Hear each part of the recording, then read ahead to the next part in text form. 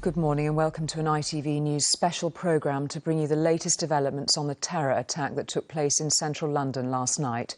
6 people were killed and at least 48 injured by 3 attackers who, just after 10 o'clock, drove a van over London Bridge aiming at pedestrians before jumping out and attacking people with knives. All 3 attackers were then shot dead by the police. Well, this is the scene at London Bridge this morning where there is still, understandably, a heavy police presence and an extensive cordon in place. Over the next 90 minutes, we'll keep you up to date with all the latest developments as we piece together exactly how the attack unfolded. This morning, election campaigning has been suspended and the Prime Minister is about to chair a meeting of the government's emergency Cobra meeting at Downing Street. First, our correspondent Chris Shipp has the latest on the night's events. A white van on a pavement next to a pub shortly after 10 o'clock last night. It was, we now know, the start of an attack on people who were out enjoying their Saturday night. The 3rd fatal terrorist incident in the UK in less than 3 months was happening in front of them. And in the area around London Bridge, people who had moments earlier been eating and drinking were suddenly fleeing the area. It had become clear all too quickly that something very serious was happening around them. Someone said there had been a white van, that there had been stabbings after the van had driven into people. Another person I remember vividly shouting, "It's Westminster all over again." And to be honest, at that point, I was with my wife. We'd just been out to dinner, and my thought was pretty much, let's get the hell out of here. But that was not an option open to everyone. Inside one bar very close to the attack, a man on a night out filmed the moment police told everyone to get on the floor.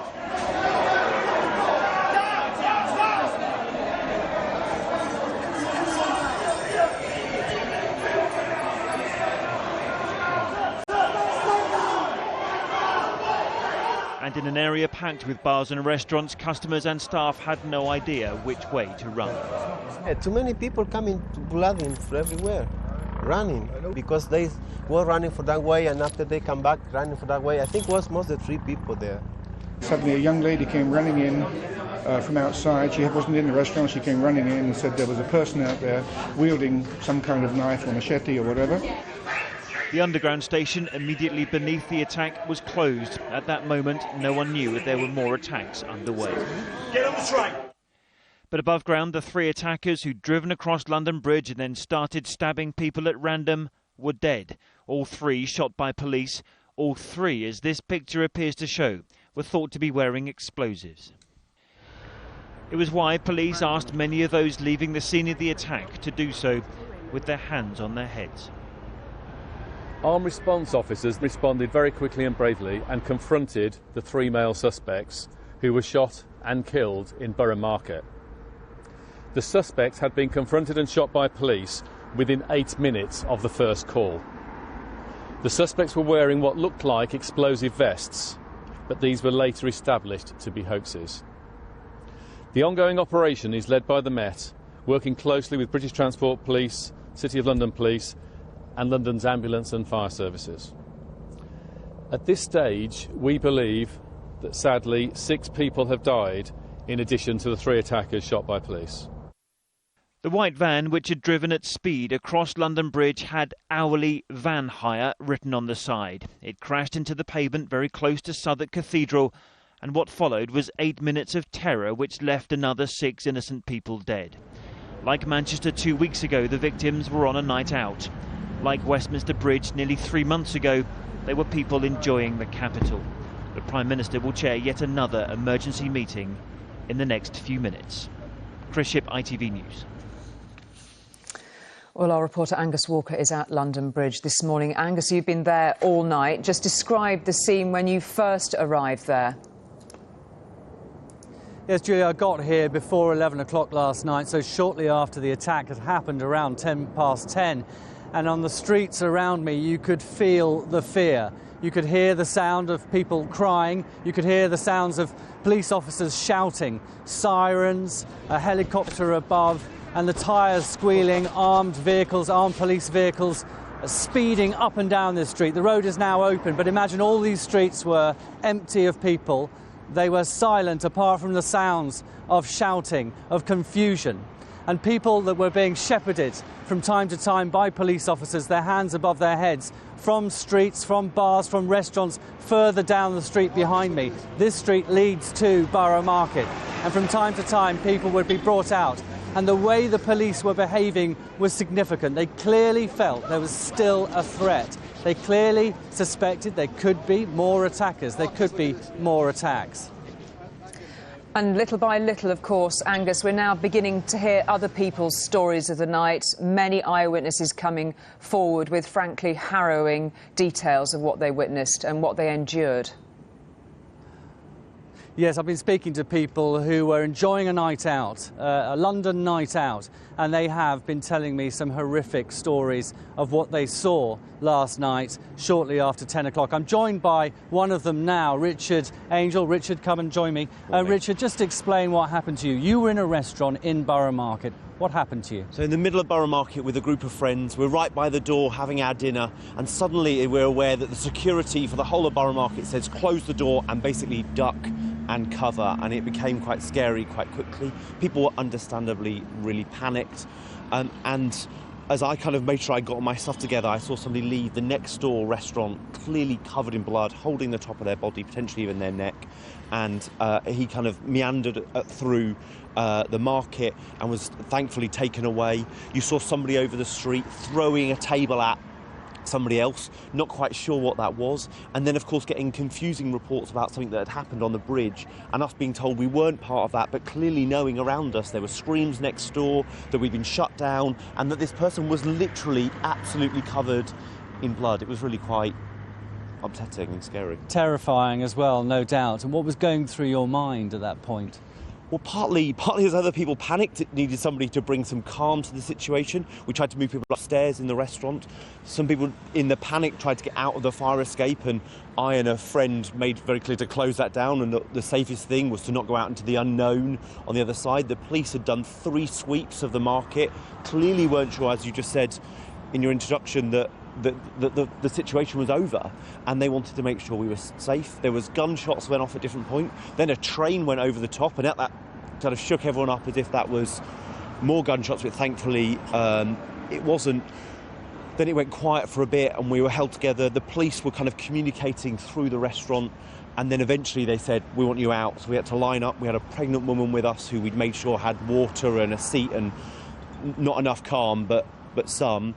And then we had to get out pretty quick. And while we were leaving, they made us speed up quite quickly. And then we got outside the cordoned area, sigh of relief, I suppose, regrouped, checked all our friends were together, and then they moved the cordon again. And that's suddenly like, when you felt you were safe and you were then not safe, it was just a horrendous feeling. And what were people saying to each other in the restaurant? When you were told to duck, to take cover, what were people saying to each other? What looks were they exchanging? Well, there was utter confusion. For lots of people, English wasn't their first language, whether it was amongst the staff or amongst the tourists that were there having dinner among us. There was a lot of confusion. Thankfully, I was with a friend who really did bring order to the situation, which really, really helped. And between it, there was a kind of sense of, I don't know, there was a camaraderie. And particularly, like I said, as we left and we got into that cornered off area, people did just kind of like, you're all right, it was quite, for a moment there was a sense of community, and then of course people went their separate ways. We came down this street and not quite sure where was safe and where to go, and we just headed south. What would you like to say to the police officers who came into that restaurant, who got you out of there? They were truly remarkable, and as we left we saw the paramedics at work as well. These people run towards the danger. You know, we'd locked ourselves in away from it, and they go out there. Yes, they have some kit, but they run towards it, and I'm so thankful to them. And because of them, we can walk back down these streets, because these terrorists and these cowardly people, they cannot, shall not, will not win, and we'll be going back to that restaurant. Me and my friends have said we're going back because we didn't pay for our meal. Those people, maybe, I hope they got paid, but they didn't get their tips, and we're going to go back and double the tip, and just because it must be the scariest thing for them to say, you know, they've got to go back to work tonight if they want to pay their rent. choose to come back here because I feel safe and confident, and they don't have that same luxury.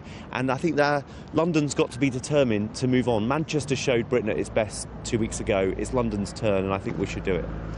Richard, thanks very much indeed for your time. Thanks for joining me. So there you go, Julia. You get a sense, really, of the fear. You get a sense of the police operation, and you get a sense that people now are trying to return back to ordinary life after the horrific events close to where I'm standing last night. Angus, for the moment, thank you very much indeed for that. And of course, it goes without saying that political leaders have been condemning the barbaric terror attack in London last night. Prime Minister Theresa May offered her huge gratitude to the emergency services as the incident unfolded, adding that our thoughts are with those who are caught up in these dreadful events. That was from last night. The Home Secretary, Amber Rudd, said the attacks in London Bridge and Borough Market were targeted at people enjoying their evening with friends and family. And the Labour leader, Jeremy Corbyn, called the attacks in London brutal and shocking. My thoughts, he said, are with the victims and their families. Thank you to the emergency services. Of course, there'll be further political reaction later this morning, and not least that Cobra emergency meeting in Downing Street, which we'll be reporting on shortly. Well, our security editor, Rohit Katra, is alongside me here in the studio. Bit by bit, more details emerge after this horrific attack last night. What's your assessment this morning? Well, looking back at the details, what we know now, and the picture is far clearer than it was last night, this really was terrorism from a textbook, something from almost from a training manual. This is precisely the sort of scenario that counter-terrorism officers and security services have been training for. A group involved in this attack and using the two key weapons in modern terrorism, a vehicle and a knife. Both were used at London Bridge late last night.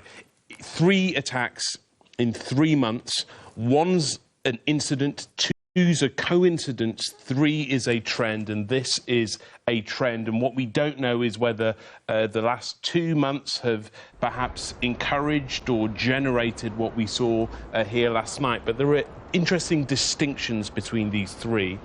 Unlike the 2 previous attacks in Manchester almost a fortnight ago and on Westminster Bridge, here was a group, here was, by necessity, a network.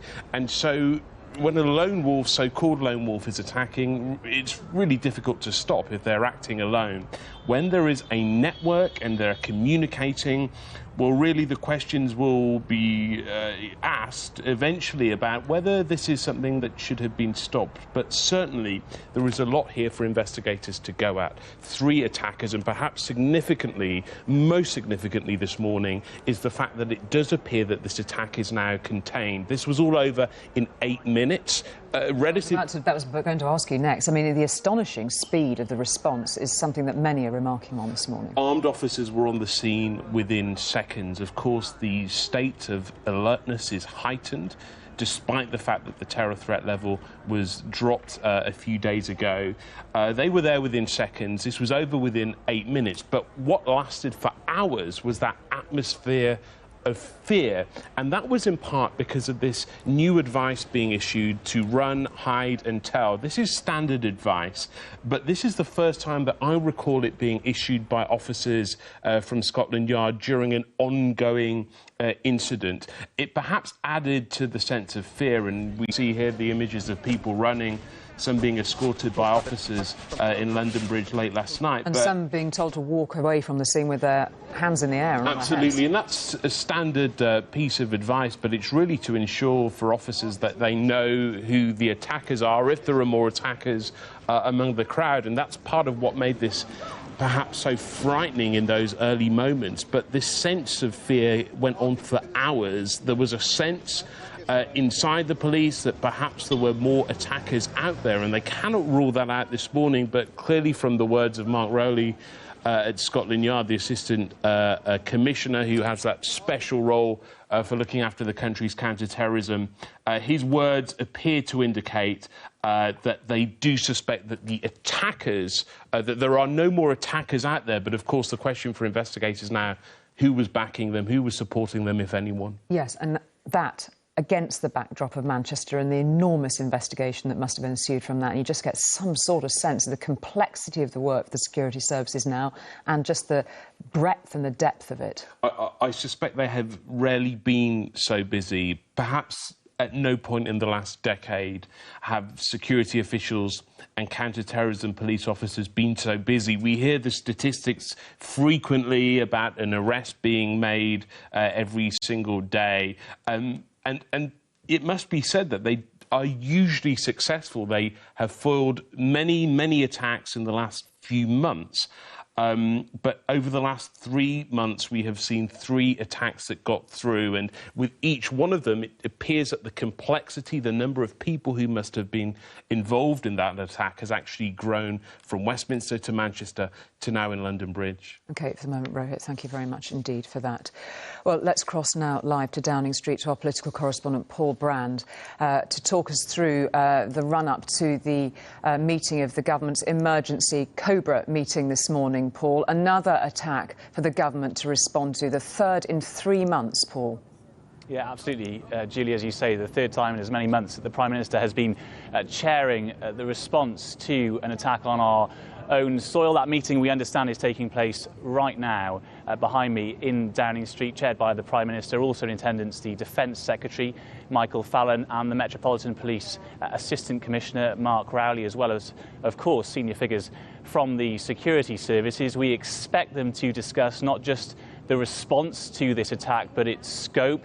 As Rohit was discussing earlier, you know, was anyone else involved in this attack other than the 3 men shot dead? And we would expect an update after this meeting in about an hour's time. Potentially, I would expect from the Prime Minister herself. She has said overnight that this attack was dreadful, and the Conservatives have suspended their campaigning in the election this morning, their national campaigning, the second time that they have done that during this general election. Of course, they suspended it too after the Manchester attack. The Scottish National Party also saying they will suspend their campaigning in this election today. We expect that to be updated as the day goes on. No statement yet from Labour as to what they intend to do. But once again, terror disrupting the democratic process in this election.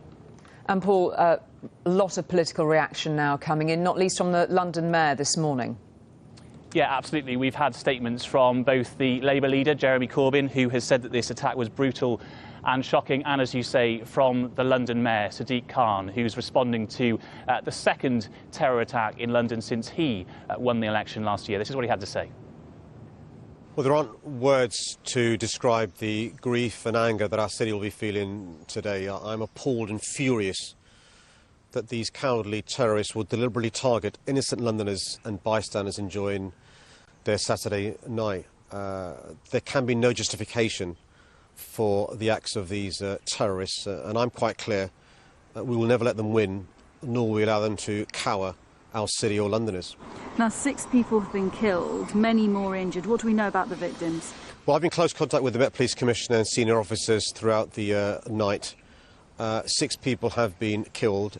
More than 40 have been injured and taken to hospitals across London.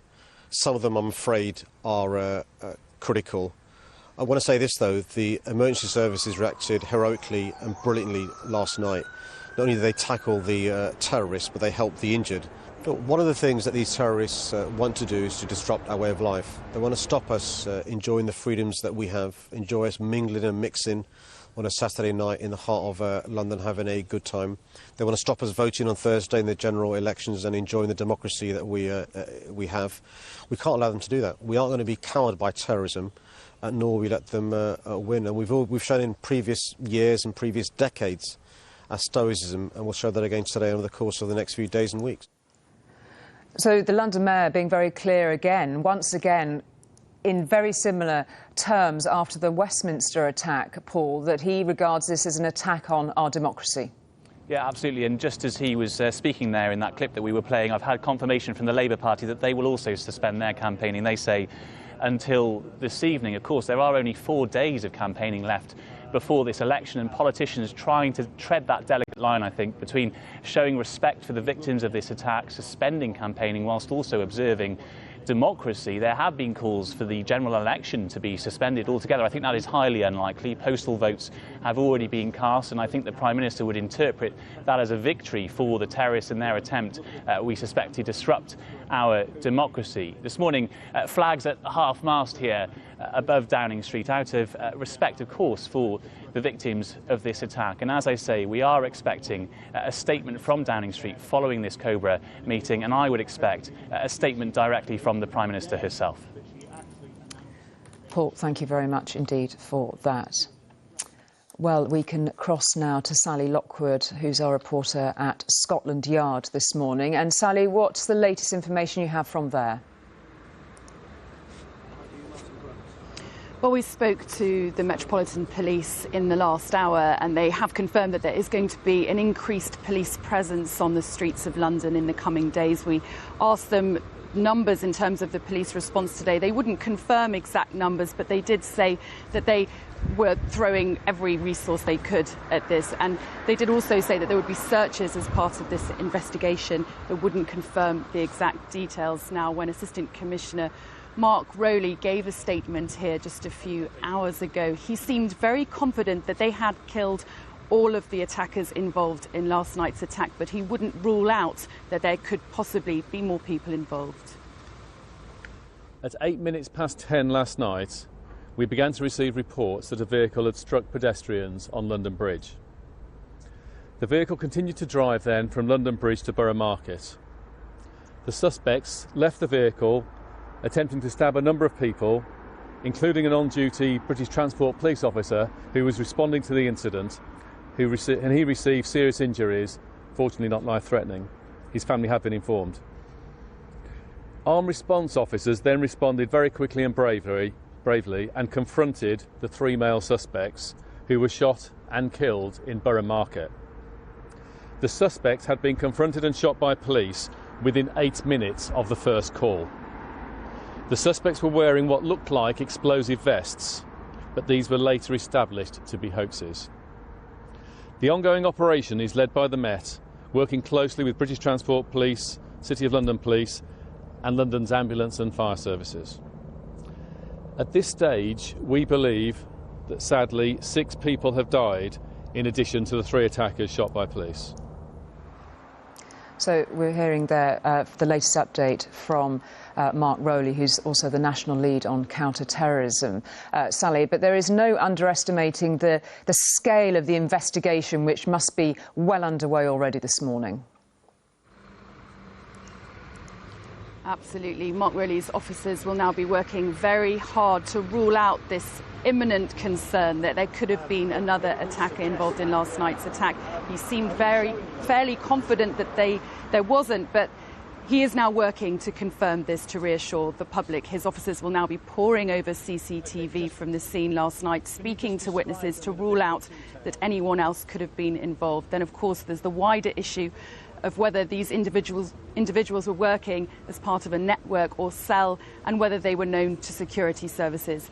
And of course, the casualty numbers are far higher than initially thought. The Metropolitan Police have set up a casualty bureau for any friends or family who are worried about their loved ones who they think could have been in the vicinity of last night's attack. And the number for that casualty bureau is 0800 0961 233, and those details are on the ITV News website. The Met has said that it does hope to bring us another update very shortly. It can't confirm exactly when. They say it could be in half an hour's time, it could be in 2 hours' time. It really does depend on the progress that's made in this very urgent investigation. OK, Sally, for the moment, thank you very much indeed for that. Well, Rebecca Barry is also near London Bridge for us this morning on the north side, the area from which the attackers are believed to have come from. And Rebecca, what's the situation there this morning? Well, as you say, I'm on the north side of the River Thames, where London Bridge meets Monument. We're not far from the Bank of England. This is the City of London, the capital's financial district. And on a Sunday morning, it's fairly quiet here. But on a Saturday night, like last night, this area would have been packed with both Londoners and tourists. out enjoying the many restaurants, bars and nightclubs in this area. It was just after 10 o'clock last night that police received reports of a van travelling across the bridge, hitting pedestrians. It was travelling towards Borough Market on the other side of the river when three men got out and then began attacking people with knives before they were shot dead by police. We understand that it was travelling south, so presumably, as you say, it travelled along one of these roads here before it began that deadly journey. Witnesses say it was travelling at around 50 miles an hour as it veered into the crowds on the pavement. One person describes that when they saw the three men get out of the van, they assumed that they were getting out to help the injured. Instead, they began attacking them. One of our cameramen was here just minutes after the attack. He saw many casualties lying on the floor, and they were using one of these double-decker buses to treat the injured. Some were lucky enough to walk away with their injuries, and as we know, some were not. This is the third terrorist attack the UK's seen in less than 3 months now, 2 weeks since the Manchester attack. And of course, last night's attack feels hauntingly similar to the Westminster attack, when Khaled Massoud also drove a vehicle across a bridge, Westminster Bridge, killing pedestrians. Although the Metropolitan Police feel confident that the three suspects have been shot and killed, this operation is still very much ongoing, and we've heard from residents who live near London Bridge saying they've seen armed police in the early hours of this morning knocking down doors, searching blocks of flats to ensure that there aren't any attackers still on the loose. We've been allowed a little closer to London Bridge this morning as they've lifted the cordon. The large area is still cordoned off. We've watched as forensics officers and sniffer dogs search the bridge meticulously, hunting for clues so that counter-terrorism officers can begin to answer those vital questions. Who were these men? Was anyone helping them? And what was their motive? Rebecca, we're just looking at some images of some of the forensic work that is going on that bridge this morning. Just take us through really what the police are up against there. I mean, this is a very broad, large bridge, isn't it? It's got residential areas around it, as you mentioned, and down into Borough Market, a huge draw for people's social lives. Yeah, the side of the bridge that we're on, the north side, is not a particularly residential area, and on a weekend, on a morning like this, it's fairly quiet. So across to the side of the bridge to go to work. What do you say? Forensic sniffer dogs, meticulously working, going through every little bit of debris that's on that bridge now, trying to search for any clues. I believe that the white van involved is on the other side of the bridge, and people who live near Borough Market, you know, a very stressful night as armed police have been photographed and filmed in their blocks of buildings, knocking down doors, you know, just taking every precaution really to ensure that all of those involved have been apprehended, as the police believe.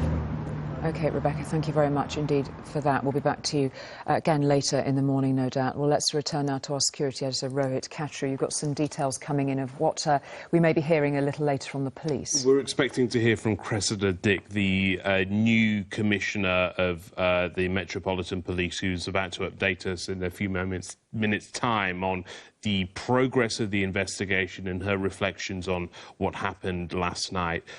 You know, there's a lot for the Scotland Yard investigators and the Counter-Terrorism Command who are now leading this inquiry to work on. You know, one interesting comment this morning from Mark Rowley, the assistant commissioner who is responsible for nationwide counter-terrorism. He said that the suspects were wearing what looked like explosive vests, but these were later established to be hoaxes.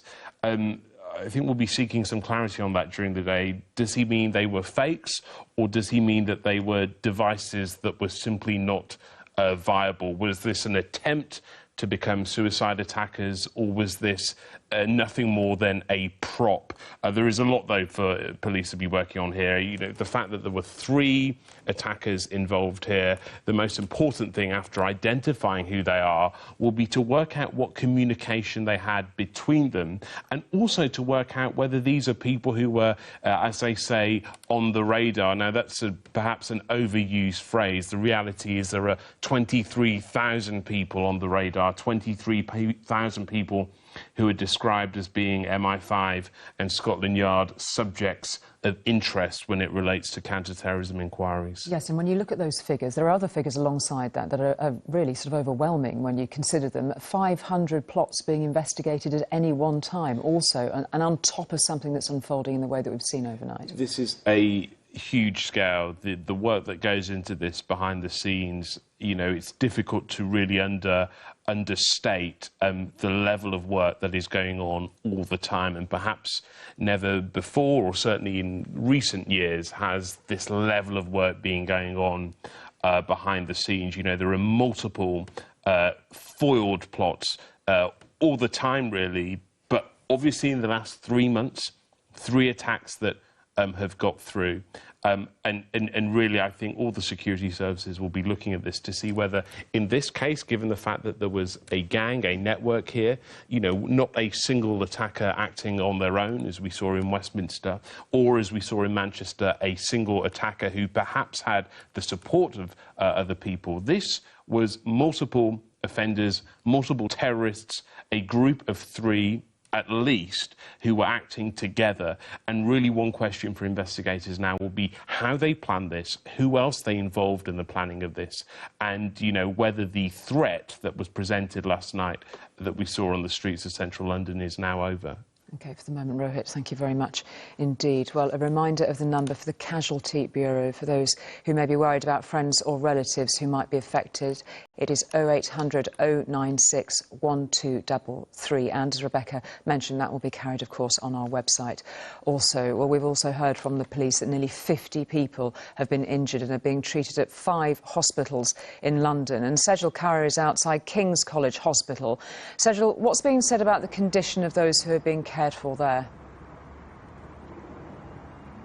Well, Julie, actually nothing has been said about the condition of the patients that are being held at any of the hospitals. But in the last 20 minutes or so, King's College Hospital have confirmed that they received 14 casualties from last night's attack, 6 females and 8 males, and that 1 patient has now been discharged. And this information updated following the information that 48 patients, at least 48 patients, were taken by London Ambulance Service to 5 hospitals across London. And the ambulance service also said that they treated a number of people at the scene who had minor injuries. And the London Mayor that we heard, Sadiq Khan, who we heard from just a little earlier, saying that some of these patients are in a critical condition. Some of the most seriously injured patients will be brought here to King's College Hospital. It's about 3 miles from where the attack took place in London Bridge. It has a major trauma centre which provides specialist care to people who have suffered serious injuries and need urgent treatment. The London Ambulance Service have also said that they were on the scene within 6 minutes of receiving that first emergency call, and that they had sent 80 medics to the scene, among them specialist response teams and an advanced trauma team from London's Air Ambulance. But the latest from here at King's College is that they are treating 14 casualties, 6 females, 8 males, and 1 person has been discharged. Sejal, thank you. We can cross now to Guy's Hospital and speak to Martha Fairley, who's there for us. And Martha, a British Transport Police officer who was attacked last night is being treated there. What do we know about his condition this morning?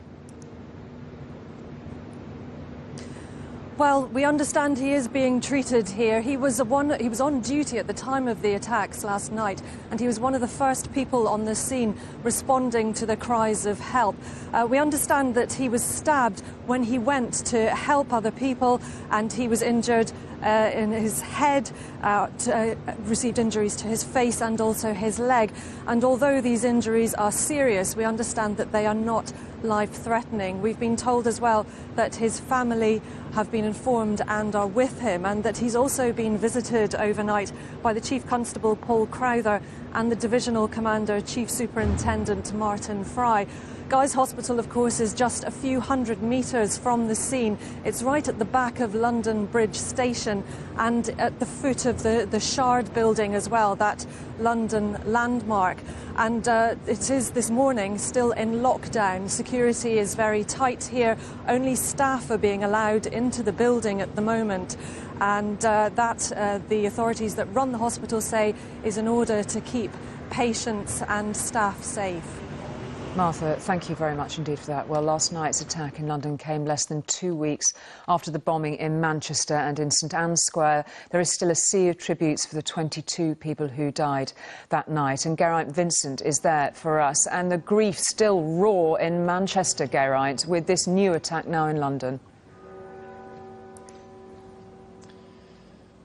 Yeah, of course, Julie. I mean, St Anne's Square has become this extraordinary place, this place of remembrance and quiet reflection, where people are still coming this morning to pay their respects to the 22 people who were killed in the bombing at that Ariana Grande concert at the Manchester Arena nearly 2 weeks ago. But the focus for the police and the security services here in Manchester today, their main priority, is making sure that a benefit concert due to take place tonight at the Old Trafford cricket ground here in Manchester in aid of the victims and survivors from that bombing takes place safely. Now, our understanding at the moment is that that event will go ahead. It's going to be a star-studded event. Ariana Grande herself headlining, but the other acts and artists involved include Justin Bieber, Coldplay, Katy Perry, Robbie Williams. A vast security operation is underway to make sure that it happens safely. There are road closures surrounding the cricket ground. Around 30,000 people are expected to go along, among them survivors from the bombing 2 weeks ago. People attending have been asked not to bring backpacks and large bags with them in order to make that process of security checks happen more easily and to make sure that the event happens safely. One other detail just to tell you about the investigation into the bombing here, Julie. One more arrest made overnight in what sounds like a dramatic operation at a petrol station not very far at all from that cricket ground where the concert will take place tonight. One arrest made there. That brings the total number of people in custody, being held in custody in connection with the bombing, to 12. So while there is a security operation surrounding the concert tonight, the investigation into the bombing here, of course, continues. Geraint, thank you. If you are just joining us this morning, we're on air with an ITV News special programme following the terror attack that took place in central London last night. 6 people were killed and at least 48 injured by 3 men who began their attack just after 10 o'clock when they drove a van over London Bridge, aiming at pedestrians before jumping out and attacking people with knives. All 3 attackers were then shot dead by the police.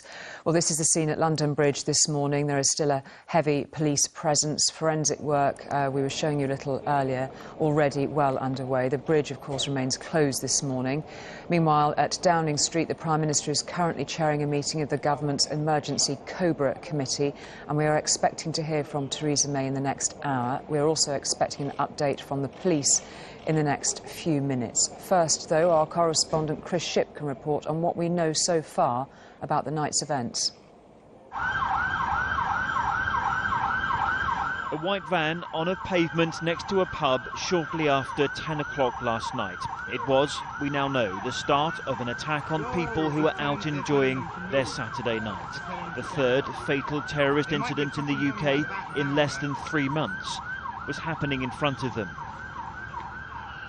And in the area around London Bridge, people who had moments earlier been eating and drinking were suddenly fleeing the area. It had become clear all too quickly that something very serious was happening around them. Someone said there had been a white van, that there had been stabbings after the van had driven into people. Another person I remember vividly shouting, "It's Westminster all over again." And to be honest, at that point, I was with my wife. We'd just been out to dinner, my thought was pretty much, let's get the hell out of here. Somebody arrived at the opening. They'd been cycling through London. I think they'd come over London Bridge, and he was really freaked out. He said there's somebody like randomly stabbing people, and he was really freaked out, and I just thought, right, I'm going to try and get home. But that was not an option open to everyone. Inside one bar very close to the attack, a man on a night out filmed the moment police told everyone to get on the floor.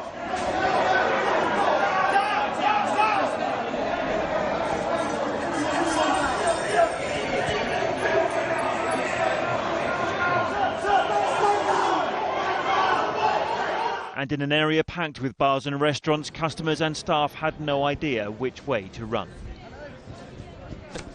Too many people coming to blooding from everywhere, running, because they were running for that way, and after they come back running for that way. I think it was most of the 3 people there. All three of these men were standing there with machetes, and they had some sort of belt on, and it just, yeah, I looked at them and genuinely just, yeah, it was very scary, and just sort of turned. They turned away. They just carried on going, and it was like, yeah, we got away lucky there, really. The underground station immediately beneath the attack was closed. At that moment, no one knew if there were more attacks underway. Get on the train! Above ground, helicopters were assisting the emergency services on London Bridge, and police boats searched the River Thames in case any victims had been thrown into the water.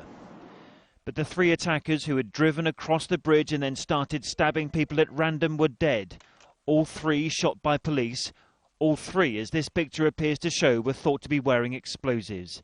It was why police asked many of those leaving the scene of the attack to do so with their hands on their heads. Armed response officers responded very quickly and bravely and confronted the 3 male suspects who were shot and killed in Borough Market. The suspects had been confronted and shot by police within 8 minutes of the first call. The suspects were wearing what looked like explosive vests, but these were later established to be hoaxes. The ongoing operation is led by the Met, working closely with British Transport Police, City of London Police and London's ambulance and fire services. At this stage, we believe that sadly 6 people have died in addition to the 3 attackers shot by police. The white van, which had driven at speed across London Bridge, had hourly van hire written on the side. It crashed into the pavement very close to Southwark Cathedral, and what followed was 8 minutes of terror. At Downing Street, the Prime Minister is today chairing yet another emergency meeting, and yet again the flags above that meeting are flying at half-mast. Like Manchester 2 weeks ago, the victims were on a night out. Like Westminster Bridge nearly 3 months ago, there were people enjoying the capital. This morning, there are another 6 victims of terrorism. Chris Ship, ITV News. That is then the latest detail we have of what happened last night. We can speak now to Will Heaven, who is the managing editor of The Spectator and who was travelling across London Bridge as the attack unfolded last night. And he's back there this morning, which must be very difficult. Will, just take us through what happened to you and what you witnessed. So it was about just after 10:10 last night. I'd been out for dinner with my wife. We were in a taxi heading north to south over London Bridge, and I noticed somebody on the pavement on the left-hand side with a crowd around them being looked after. Shortly afterwards, someone else on the right in the road this time, and then the taxi driver said, "There's another casualty a bit further on." And I think very quickly the penny dropped there that this was probably a terrorist attack. It must have been absolutely terrifying, Will, when you realised what it was. It was a bit terrifying, yeah.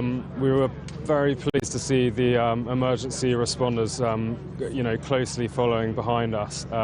We saw a 4x4 pull up, some guys jump out with a police 4x4, some guys jump out with machine guns, pulling on helmets and heading towards the trouble. We saw people running towards us, members of the public running towards us from the south end of the bridge, and it seemed pretty clear to us that the kind of epicenter, if you will, of the attack was at the south end of the bridge. and that's when we kind of thought it was time to move north. And at any point, could you see the attackers or the van in which they'd been driving? No, so we just saw the victims in the aftermath, and then people coming north over the bridge were telling us what was happening. Someone, a black cab driver, stopped and wound down his window and said, "This is Westminster all over again." Somebody else shouted through our window that there were people being stabbed at the south end of the bridge, and so at that point it was clear that the incident hadn't really finished, and it was time to get out of there. And the police were brilliant and heading into the danger, to be honest, but also pointing members of the public away from it and guiding us out of that area. Did you have any sense of how many casualties you could see from where you were, Will? I certainly saw 2 seriously injured people, and there may have been others a bit further on, but it was all a bit of a blur in the few minutes after we arrived on the bridge. I think we must have really been about a minute or so behind that van, and we were really there before a lot of the emergency services arrived. So those few minutes passed very quickly, and then it was kind of time to leave as quickly as we could, really. And you got away to safety clearly very quickly after that, Will, thankfully. Yeah, that's right. I mean, there were police at the north end of the bridge already. By the time about 20 past 10 we reached the north end of the bridge, maybe 25 past 10, there were police there taking witness statements from anyone who'd seen anything, and also just guiding people off the bridge. We jumped into a black cab a bit further around the corner from the bridge. A very nice driver who I think understood that me and my wife were quite shaken up and kindly took us home for practically nothing, which was a very touching gesture, I thought. Indeed it was. Well, thank you very much indeed for talking to us this morning. Thank you.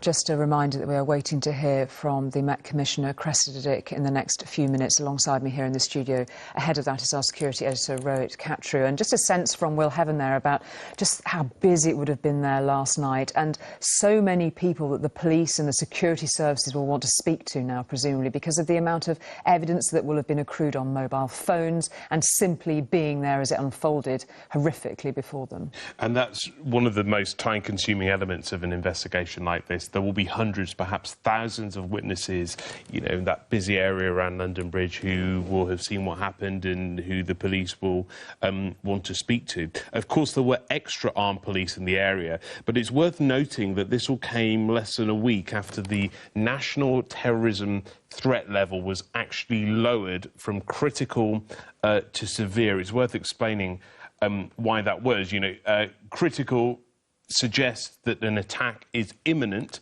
Severe, which is where it has sat for most of the last few years, indicates that an attack is highly likely. Now, after the Manchester incident, JTAC, the Joint Terrorism Assessment Centre, which is independent, deliberately independent of government, of politicians, decided to raise that threat level because they assessed that it was possible that there would be another terrorist attack. Now, the fact that it was lowered indicates that they believed that the threat was over.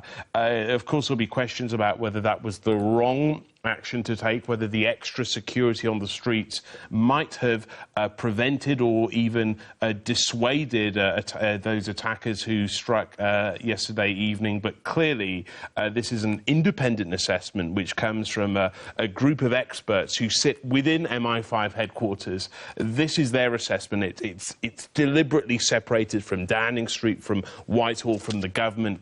And so last week, when there were accusations that it was being raised perhaps for political ends in the middle of an election campaign, well, that clearly wasn't the case because this is an independent assessment. But of course, people will wonder whether it was wrong to lower the threat level. I think we can fairly take from the fact that it was lowered that these two incidents, Manchester and London, had absolutely no connection, and that this one was not in any way linked to the network around the Manchester attack. Well, we're seeing some extraordinary images of what unfolded last night, not least from inside one pub, it seems, and we can see the police operation in full flow here as they're getting people literally to duck behind the tables and chairs. Yeah, this is terrorism from a training manual. This is precisely what officers like this will have been training for several years, and this is a sort of procedure that exists in the sort of training away days, but has rarely, if ever, been deployed inside London. This is the stuff of run, hide, tell. This is the sort of response to the evolving terrorism picture, which is nowadays less about bombs or even in the UK about bullets, but really more about what are described as being marauding attackers, someone with a knife, someone perhaps even with a gun, less likely in the UK than in France or Belgium, but people who are storming an area and indiscriminately trying to attack, to kill people. And that is precisely the response that we saw there. It looks incredibly panicked, but there is frankly no other way to deal with an attack like that as it's unfolding. OK, Rohit, for the moment, thank you very much indeed for that. And reaction coming in from around the world, the German Chancellor Angela Merkel has issued a statement. She said she'd learned with sadness and dismay of the attack. She added, "Today we are united beyond all borders in horror and sorrow, but also in determination in the fight against every form of terrorism. We stand firmly with determination at Britain's side." So that from the German Chancellor Angela Merkel. The flag is flying at half-mast over Downing Street. We can cross there now and speak to our political correspondent Paul Brand, where the Prime Minister is chairing a meeting of the emergency Cobra group this morning. Paul. Yeah, Julie, that meeting has been going on for about 45 minutes now. We expect it to conclude within the next 15. Of course, they will be discussing not just the scope of the attack, but what the response of the British government, of the security services, of the police should be. In attendance, the Prime Minister chairing that meeting, as well as the Defence Secretary, Michael Fallon, and the Assistant Commissioner of the Metropolitan Police, Mark Rowley, as well as, of course, the senior figures from the security services. The Prime Minister has been kept updated, we understand, through the night. She came back here from Chequers and has described this attack as dreadful. And in the past half an hour or so, we have also had a statement from the Labour leader, Jeremy Corbyn, who has said, "We are all shocked and horrified by the brutal attacks in London. My thoughts are with the families and friends of those who have died and the many who have been injured. Today, we will all grieve for their loss." He goes on to say the Labour Party will be suspending national campaigning until this evening after consultations with other parties as a mark of respect for those who have died and suffered injury. Those who wish to harm our people, divide our communities and attack our democracy will not succeed. The Conservatives have also said today they will suspend national campaigning in the election. Local campaigning will continue, but national campaigning suspended. The Scottish National Party saying that they will do the same. Of course, that is the second time in this general election that campaigning has been suspended. It was also suspended following the Manchester attack 2 weeks ago. There have been some calls this morning to suspend the election altogether. I think that is highly unlikely, partly because postal votes have already been cast, and partly because I would expect the Prime Minister to perceive that as a victory for the terrorists in their attempt to disrupt democracy. We are expecting a statement following this Cobra meeting this morning. I expect the Prime Minister to speak here in Downing Street probably shortly after 10 o'clock. Paul, for a moment, thank you for that. Let's cross live now to Scotland Yard and our reporter Sally Lockwood, who's there for us this morning. And we're due to hear from the Met Commissioner, Cressida Dick, very shortly, Sally. And what pressure is upon her? She's only been in that job for a couple of months. That's right, Julie. Cressida Dick only came to the post as Commissioner of the Metropolitan Police on the 10th of April. She's not even been in the job 2 months yet, and she's already had 2 major terrorist attacks in London. We are expecting to hear from her any moment now. There's been a little bit of movement inside the building, and she should be coming out very shortly. And indeed, people will be very keen to ask her about policing in London and what she is doing to try and reassure the public and to keep the public safe. Of course, we are expecting an update on this urgent investigation as well. The last update we had was around 3:30 this morning from Assistant Commissioner Mark Rowley, who was very confident that they had shot and killed the 3 attackers involved in last night's attack, but he wouldn't rule out that other perpetrators could potentially be involved, and their officers will be working very hard at the moment to try to rule out that eventuality and to reassure the public. They're also trying to keep family members and friends up to date on casualties. The Metropolitan Police has set up a casualty bureau in which they are trying to update anyone who may be worried about their loved ones who they haven't heard from since last night. Sally, we have actually got some pictures just coming in from Borough Market, of course, the scene of the absolute horrendous attacks with knives that were carried out last night. And we can see some images, I believe, there we go, of the police activity there this morning. These are live images of the police, heavily armed gear. With them, of course, and it just gives us a sense as we stay with those pictures. It's not entirely clear, the view from the Shard Gallery area, I think that our camera shot is trained on there, but just a sense now of the pressure the Metropolitan Police are under in these hours unfolding after the attack, Sally. Yes, well, we do know that there will be a significant increase in police presence on the streets of London in the coming days, but we haven't been given an exact figure in terms of the numbers of police response and the resources being thrown at this. But it is understandable that the Metropolitan Police will be putting all the resources they can at this investigation today. And we do know that the response last night by firearms officers was very, very quick indeed. They had shot and killed the 3 attackers within 8 minutes of the attack taking place. And when Cressida Dick, the Metropolitan Police Commissioner, comes out shortly to deliver a statement and hopefully answer questions from many journalists who are waiting here, she will no doubt praise the courage and hard work of her staff last night, who responded extremely quickly to this very, very dangerous and worrying situation. Sally, for the moment, thank you for that. We're waiting, of course, for Cressida Dick to emerge, as you were just mentioning. Whilst we wait, we can just cross briefly to Angus Walker, who's at London Bridge this morning, and you were there on the scene very quickly yourself last night, Angus. What can you see unfolding there this morning?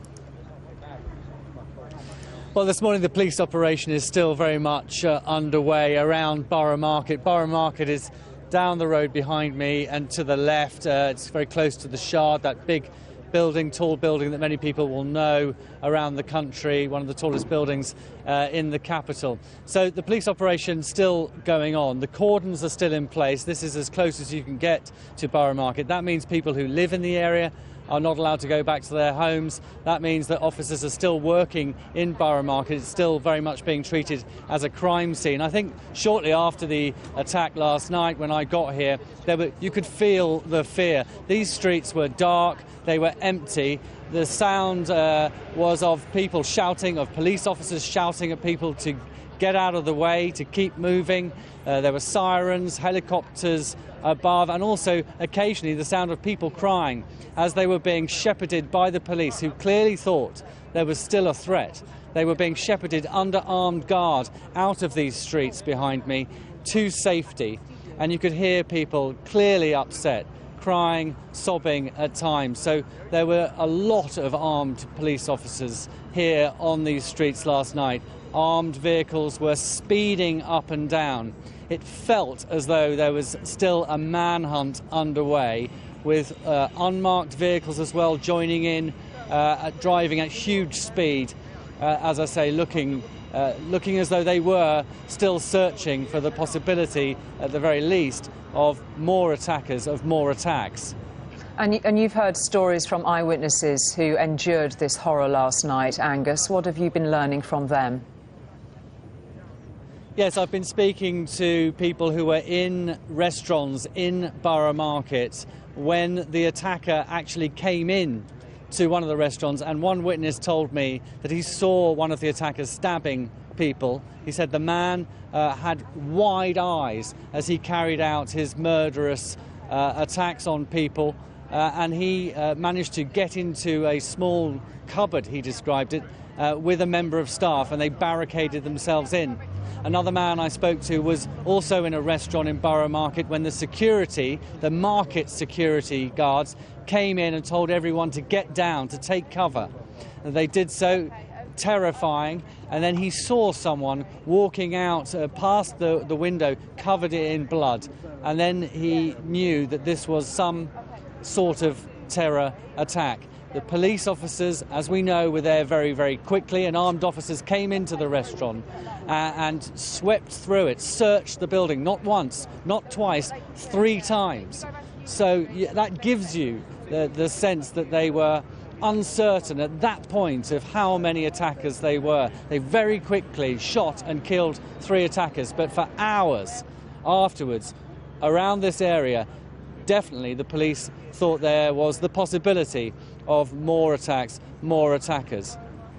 Angus, for the moment, thank you for the lights. Cross to the other side of London Bridge and to talk to our reporter Rebecca Barry, who's on the north side, the area from which the attackers are believed to have come from and driven across that bridge. Rebecca, I mean, it's haunting, isn't it, when you see a huge main London thoroughfare, somewhere like London Bridge, effectively deserted and under the control of the police as they carry out their forensic work.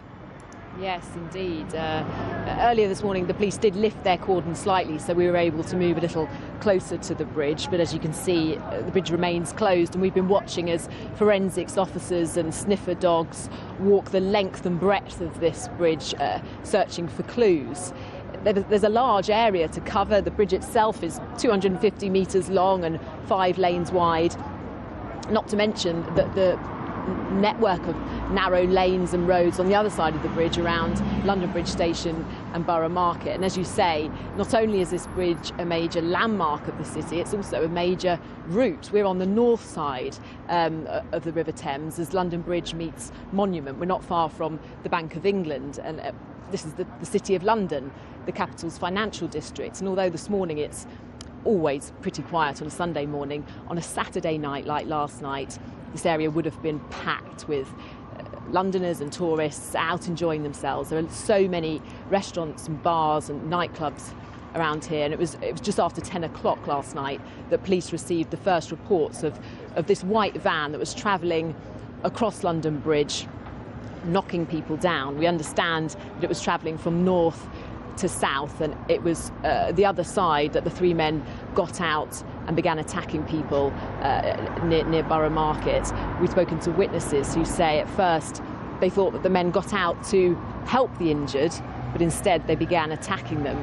We believe that the van was travelling maybe at around 50 miles an hour when it mounted the pavement and started hitting pedestrians. And presumably it would have travelled down one of these roads here where we are before it began that deadly journey. One of our cameramen was at the scene here just minutes after the attack. He said he saw casualties lying on the road, and the double-decker buses, which you can see parked there on the bridge, were being used as a sort of triage centre to treat those injured. Some of them were lucky enough to walk away with injuries. Others, as we know, were not so lucky.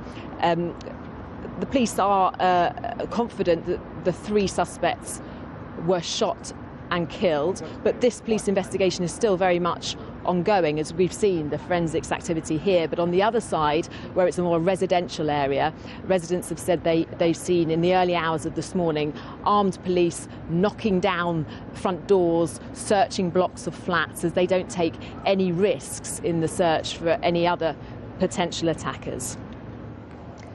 Rebecca, for the moment, thank you very much indeed for that. We can just take a shot now where we have a helicopter image above the scene this morning. A beautiful view of London and Tower Bridge, of course, and as you can see, the camera now pulling in its shot to pick out London Bridge.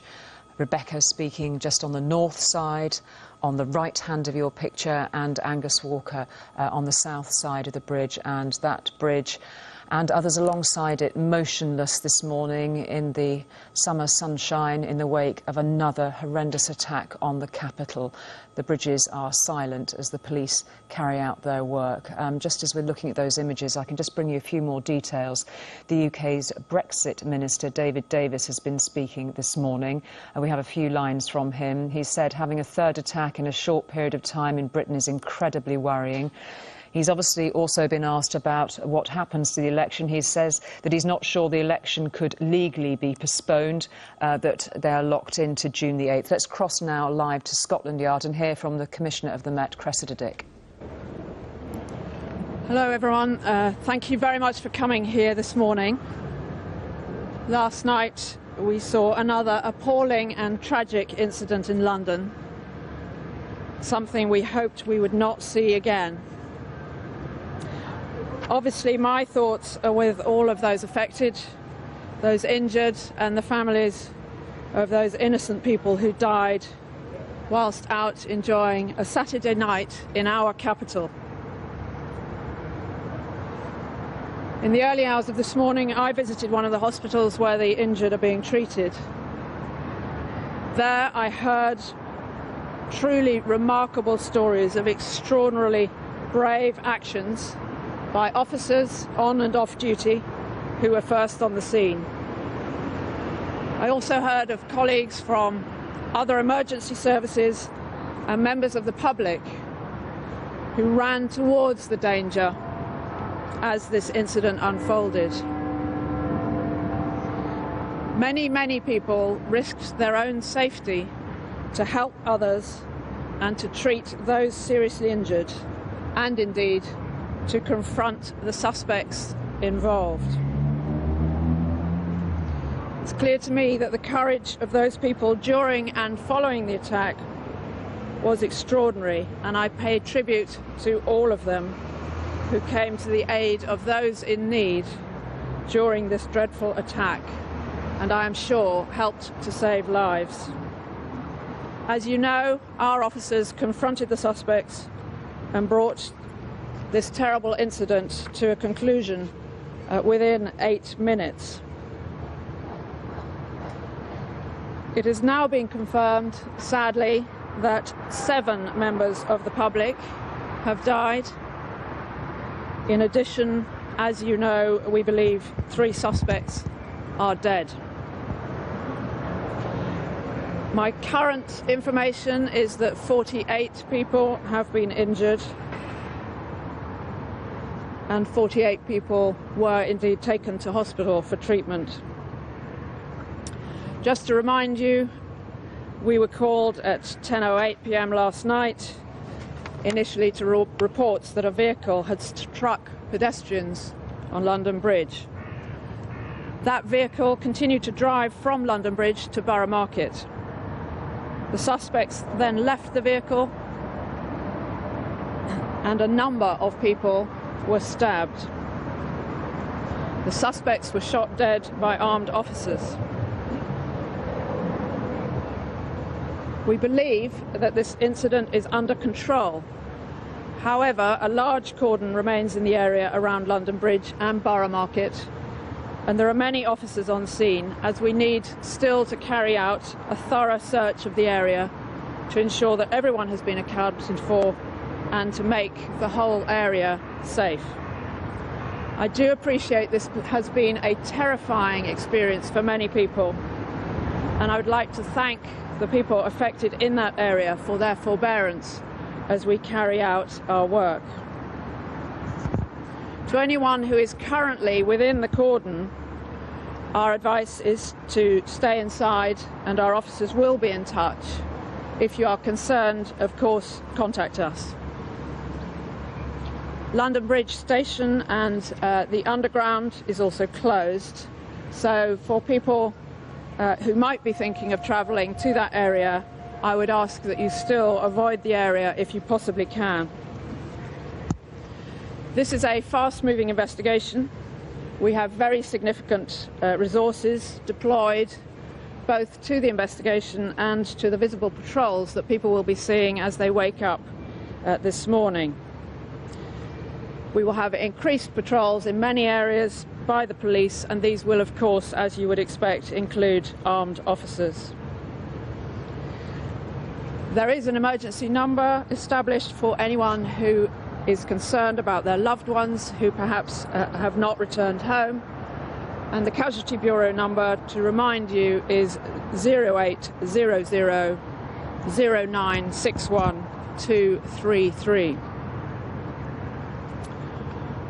Our priority now is to work with our colleagues in the National Counter-Terrorism Police Network and also with the intelligence agencies and other security services to establish more details about these individuals who carried out the attack and the background to it.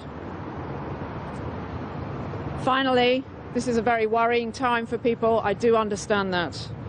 I would ask people in London, Londoners and visitors, to remain calm. Please, of course, be very vigilant.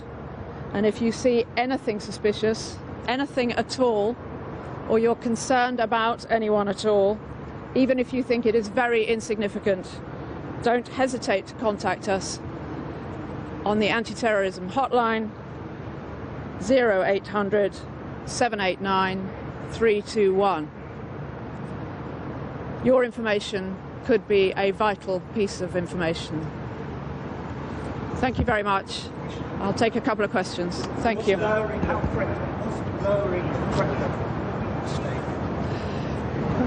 You will have observed that we were able to respond to this incident extremely quickly, within literally 8 minutes. We were already at a very high level of alertness. Severe means that an attack is highly likely, and the threat level was at severe. So we were prepared potentially for an incident, as we have been for some considerable time. The threat level is a matter, as you know, for the independent JTAC, the Terrorism Analysis Centre, and they take a whole range of factors into account in setting the threat level. In my view, we responded extremely well to this ghastly, ghastly incident.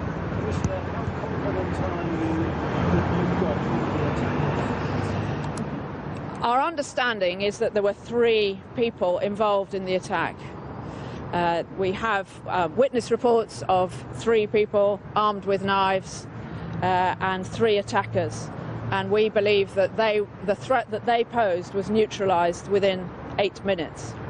Of course, it's a very complex and confused scene and a confused series of events. So it's important that we, first of all, make sure that there is no one else outstanding. We don't believe there is, but we must make absolutely certain of that.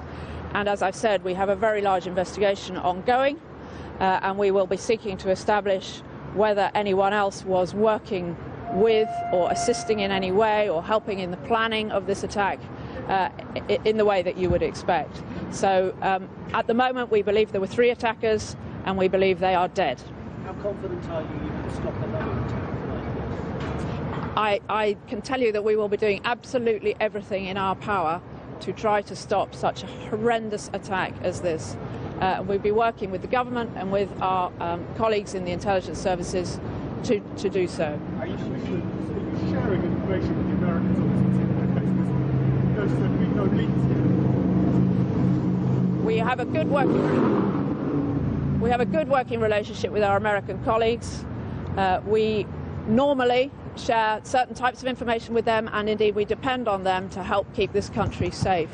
I cannot give you information at the moment about whether we have or we haven't. It's very early stages, but my working assumption is that we will, of course, be sharing information appropriately with our American colleagues. Do we know what the identity of the suspects? I can't tell you anything about the identity of the suspects at the moment.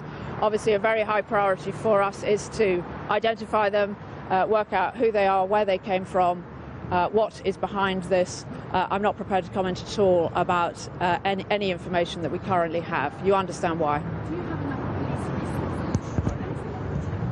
resources? We have very good resources, I would say. We have extraordinarily highly trained people. We've been trying to prepare for an attack like this. We have an excellent working relationship with our colleagues in the agencies, and we have officers on the streets of London all the time. These sorts of things, as you know, as is quite apparent, are hard to predict, and sometimes, sadly, as has been proven over the last few weeks, hard to prevent. We're clearly going to have to look, all of us, in the light of the Westminster attack and the events in Manchester, at our resource levels and how we use them. That's just a natural thing to do. But I believe the Metropolitan Police is well resourced. We benefited from the support from the military when the threat level went to critical. As you know, there is a Cobra meeting this morning I'm sure that JTAC will be assessing whether the threat level should go up or not, and if it were to go up, or if we felt that there was a particular need to ask for military support, we absolutely would do so. But I can't say any more than that at this stage. One more question. One more question. You've asked people to be calm, to stay calm. The mayor has asked people not to be alarmed. How are you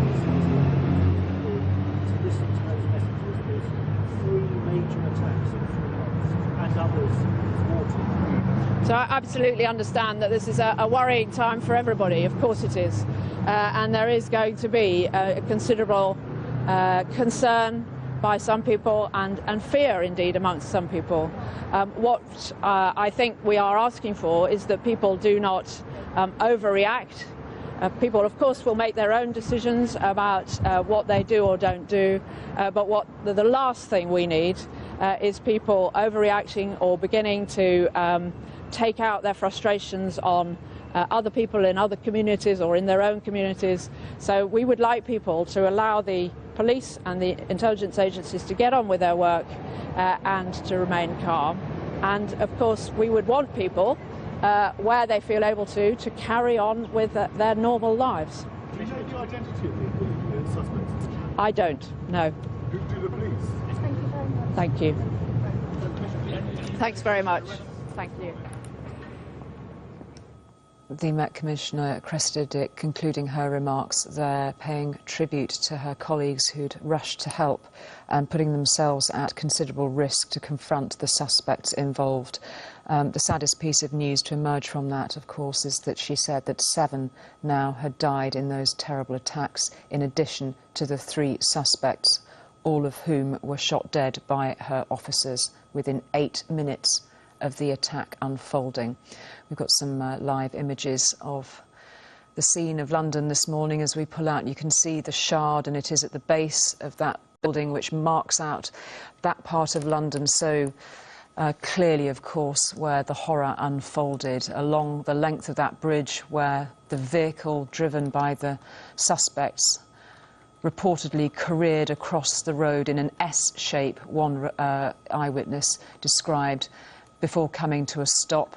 The attackers then leapt out of that vehicle, it's reported, and went into Borough Market, into its restaurants and bars, armed with knives, the details of which Cressida Dick touched on when she was speaking to reporters outside New Scotland Yard a few moments ago. Alongside me, as we stay with those images, is our security editor, Rohit Katru. And what did you make of what the Met Commissioner had to say, Rohit? Well, you know, there'll be a whirlwind of questions around this, of accusations about the security services, about the police. But really, I think what Cressida Dick highlighted there, significantly and importantly, was the extraordinary response and the extraordinary bravery, not just from police officers, but from members of the public. She said that many people risked their own safety to confront the suspects involved, talking there not just about Metropolitan Police officers, but also about ordinary members of the public who were perhaps out for dinner, for drinks on a Saturday evening.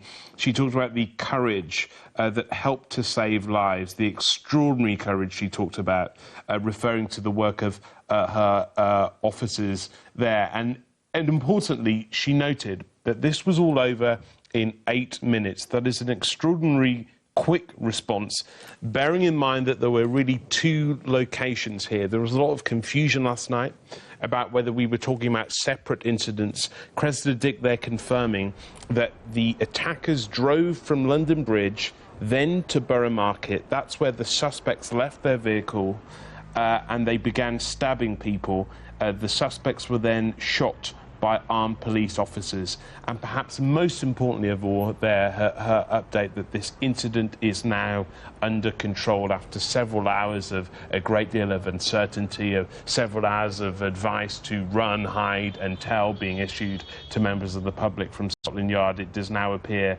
according to the Commissioner, that this event is over and that the 3 suspects who were shot dead were the only 3 suspects here. But she did underline, though, that those who are are caught inside that cordon need to stay there and that the police will speak to them. They need to make sure of every aspect of this now, don't they? They're going to have armed patrols on the streets in the wake of this. Absolutely, and she said there that, quote, very significant resources will be committed to this investigation, talking about increased patrols, about armed officers, but behind the scenes there is so much work to do. As you say, Julie, hundreds, perhaps thousands of witnesses, many staying within the cordons, hours and hours of CCTV footage to be reviewed. The police saying in the last few moments on their Twitter feed that anyone who has images or film of the London Bridge and Borough Market incidents should contact them. There is a great deal of work to be done here, and she made it clear that significant resources are being committed to trying to get to the bottom of this. What she wouldn't say is whether the suspects have been identified, but of course trying to work out who these terrorists are, who they were, is where this investigation begins. Of course, thank you very much for the moment for that, Rohit. So let's just take you through what we know so far. Well, armed police and ambulances were called to reports of a white van hitting several people on London Bridge just after 10 o'clock last night. Witness report said that van mounted the pavement and swerved into a number of people. The vehicle then continued onto nearby Borough Market, where witnesses say 3 suspects stabbed several people going into pubs and restaurants to attack others, until the police arrived at that scene very quickly, as we were just hearing, and opened fire, killing the 3 attackers. And it's believed at least one of them had fake canisters attached to their abdomen. And later at 10 to 2 in the morning, loud explosions were heard in the area, and it's believed these were controlled explosions carried out by the police. Now we know, as Cressida Dick was confirming very sadly a few moments ago, that 7 were killed and at least another 48 injured. Now, a reminder of the number for the Casualty Bureau for those worried about friends or relatives who could be affected. It is 0800 096 1233, 0800 096 1233. And Cressida Dick, speaking a few moments ago, also appealed to anybody with any information to call the terror hotline 0800 789 321. Of course, that is a number which will be available on our website and via the Metropolitan Police also. Let's cross now to Downing Street and our political correspondent Paul Brand once more, and that meeting of the Cobra committee still ongoing with the Prime Minister. Paul. Yeah, Julie, actually, I understand the meeting has just broken up, so that meeting now complete. At that meeting was, as you say, the Prime Minister chairing it, the Defence Secretary Michael Fallon, as well as the Mayor of London, Sadiq Khan, and we are expecting a statement from the Prime Minister around 10 o'clock or shortly afterwards here in Downing Street following that meeting. We expect that they will have discussed, of course, the response to the attack and potentially the terror threat level in the UK. That is not a responsibility of the Prime Minister to set that threat, but of course it is a topic of great interest after it was lowered just a week ago from critical to severe. The Brexit Secretary David Davis has said this morning he does not think that made a difference to what happened in London last night, but of course there will be questions about that. The Prime Minister has already said that she thought last night's attack was dreadful, and the Conservatives have suspended their national campaigning today alongside the SNP and the Greens, as well as the Lib Dems. The Lib Dem leader, Tim Farron, has issued a statement just in the past few minutes this morning saying the terrorists kill us because they hate us and what we stand for. They hate our democracy and our freedom. We refuse to let them win. Jeremy Corbyn, the Labour leader, also issuing a statement this morning saying those who wish to harm our people, divide our communities and attack our democracy will not succeed. But one party refusing to suspend campaigning today is UKIP. They have said this morning, their leader Paul Nuttall has said the only guarantee that will come from choosing to stall the democratic process again will be more attacks, and they argue that the best thing to do is to go out and continue campaigning. Of course, only 4 days left to campaign in this general election. Sunday, normally a crucial day ahead of the election to get out there and knock on doors. Local campaigning will continue, but national campaigning suspended, as we wait to hear this morning from the Prime Minister. And it would be hard to overstate, Paul, if you're staying with us. We're just taking some live images from around the scene at the one end of London Bridge. Hard to overstate the pressure on the authorities on a day like today, having had to deal with 3 terror attacks now in the space of 3 months. Absolutely, and there have been questions raised already in the wake of both the Westminster Bridge attack and the Manchester attacks about the resources available to both the police and the security services. Accusations thrown at the Conservatives during this campaign that they have cut the number of police officers, that they have not provided the level of resources to the security services that is required to deal with the tens of thousands of cases that are coming across their desks. Of course, the Conservatives refute that and say that they have been investing in both the police and the security services. But I think this is a question that will be raised once again, as well as I say, as the issue of the terror threat in the country at the moment, the fact that it was lowered just last week, as I say, not a decision that the Prime Minister takes, but I think again that will be looked at, and the question raised as to whether it should have remained at that critical level given this attack happened just a week later. Paul, thank you for that. Well, nearly 50 people have been injured and are being treated at 5 hospitals in London. Sejal Karia is outside King's College Hospital. What's the latest from there, Sejal? Well, Julie, we now know that 14 casualties were brought here to King's College Hospital, about 3 miles away from last night's attack. We know that 1 person has been discharged, but 6 women and 8 men were originally brought here, but 13 of them are continuing their treatment here. Now, the hospital here has a major trauma centre in that it provides specialised care to people with serious injuries who require urgent treatment. And the London Ambulance Service have told us that they also were on the scene of the attack within 6 minutes of receiving that emergency call. That is a remarkable time to get there, really remarkable. And they also said that they sent 80 medics to the scene, including specialist response teams and an advanced trauma team from London's Air Ambulance. But 48 people taken to 5 hospitals across London, 14 brought here, 6 women, 8 men and 1 person now been discharged. And also, very sadly, of course, Sejal, they had an experience of this at St Thomas's Hospital in particular just a few weeks ago with the Westminster Bridge attack. Yes, indeed. On March the 22nd, I was here reporting, sadly, on exactly similar situation. Lots of the victims had been brought here at that time. This hospital obviously specialising in this trauma centre, so they bring them over here. But yes, just a few months later, they find themselves in the position again to be treating victims of an attack on London's streets, people with potentially serious injuries, and clearly the staff here doing a job which must be very difficult and very traumatic. Sejal, thank you very much indeed for that. Well, as we were hearing from Paul Brand a little earlier, the Cobra Emergency Committee meeting is now concluding. We're expecting to hear from the Prime Minister very shortly, it's reported. But we know that election campaigning, the national election campaigning, has been suspended. And we can now hear from the Labour leader, Jeremy Corbyn, who has been speaking within the last few minutes. Absolutely shocked and horrified at what happened, looking at the pictures of people running frightened, police running in the other direction to try and help and save lives, and then our brilliant paramedics, ambulance crews and fire service crews all getting on the scene to help. This is a dreadful terrorist attack. It's taken yet more lives in this country. Labour, like the other parties, has said it will suspend campaigning. Was that a decision you reached easily? Yes, we won't be campaigning nationally during today, but we'll be resuming later on because I think it's important to give a message that democracy must prevail. If we allow these attacks to disrupt our democratic process, then we all lose.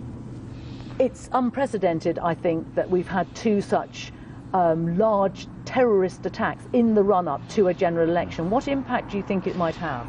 I can't recall any other election when there's been anything like this. This has got to be the worst. I hope it will not disrupt our process, because we have to have a democratic process, but I also hope we'll reflect on the need to have sufficient police officers on our streets, but also sufficient intelligence to look at the terrorist threat. But in response, as in Manchester, all communities must come together. Our strength is the strength of our community unity. That was shown in Manchester straight after the horrible event there, and I'm sure it'll be exactly the same in London.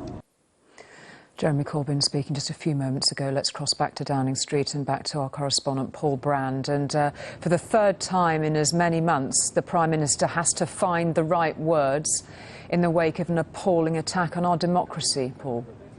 Absolutely, Julian. We saw, didn't we, after the Manchester attacks, the Prime Minister coming out here and issuing an incredibly strong, robust statement following that terrorist attack, saying that we would not be cowed by terrorism. The debate, I think, that is starting to emerge now today, as we heard there with Jeremy Corbyn, is what kind of response do we take during this general election campaign, treading that fine line between showing respect for those who have died and their families by suspending national campaigning and not disrupting the democratic process. I thought it was interesting there that Jeremy Corbyn said, if we disrupt the democratic process, we all lose. I think he is reflecting the keenness there of both the Labour Party and to some extent the Liberal Democrat Party this morning to not suspend campaigning for too long, given there are only 4 days left to campaign now before we go to the on Thursday. And we heard earlier from UKIP too, who issued a statement saying they will not suspend their campaigning. They believe that will only encourage